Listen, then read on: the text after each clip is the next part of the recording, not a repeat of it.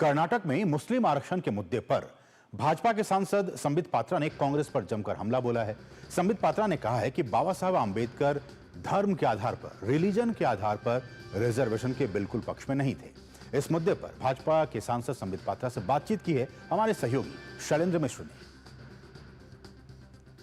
कर्नाटक के उप मुख्यमंत्री और कांग्रेस के वरिष्ठ नेता डीके शिवकुमार ने एक बयान दिया है कि अगर वो कभी सत्ता में आए केंद्र में तो संवैधानिक प्रावधान करेंगे मुस्लिमों के आरक्षण के लिए धार्मिक आधार। देखिए, आज डीके शिवकुमार जी ने जो बताया है वो कांग्रेस पार्टी की फितरत, कांग्रेस पार्टी की नीयत और कांग्रेस पार्टी की घृणक सोच को दिखाता है। बाबा साहेब अम्बेडकर इस देश को धर्म के आधार पर उसका बंटवारा कभी उन्होंने होने नहीं दिया। स्पष्ट रूप से उन्होंने अपने संविधान में कोई प्रावधान नहीं रखा कि धर्म के आधार पर रिजर्वेशन या आरक्षण दिया जाएगा। पिछड़ों को, दलितों को आरक्षण दिया जाएगा ताकि वो आगे बढ़ सके, जिससे हिंदुस्तान आगे बढ़े। मगर आज जो राहुल गांधी और राहुल गांधी की पार्टी के लोग कह रहे हैं कि हम सत्ता में आएंगे तो हम संविधान बदल देंगे, अर्थात आप SC ST के रिजर्वेशन को समाप्त करके आप मुसलमान रिजर्वेशन लेके आएंगे। यूपीए के दौरान भी इस तरह कहा गया था कि सबसे पहला हक मुसलमानों का है, और कई राज्यों में जब कांग्रेस सत्ता में थी तब भी ये प्रयास हुआ था कि धार्मिक आधार पर मुस्लिमों को आरक्षण मिले।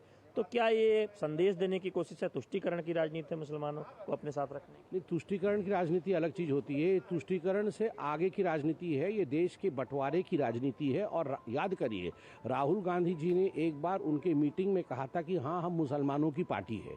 एक बहुत बड़े अखबार ने इसे हेडलाइन के रूप में भी छापा था कि राहुल गांधी ने कहा कि हाँ, हम मुसलमानों की पार्टी है। क्यों? इस देश में सबका साथ, सबका विकास, सबका विश्वास क्यों नहीं हो सकता है?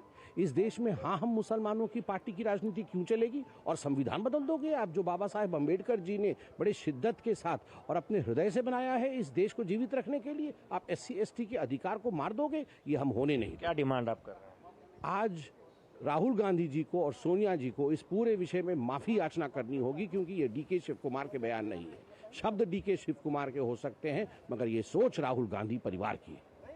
तो संबित पात्रा बीजेपी के वरिष्ठ नेता हैं, उनका कहना है कि डीके शिवकुमार के बयान पर कांग्रेस के शीर्ष नेतृत्व को सफाई देनी चाहिए।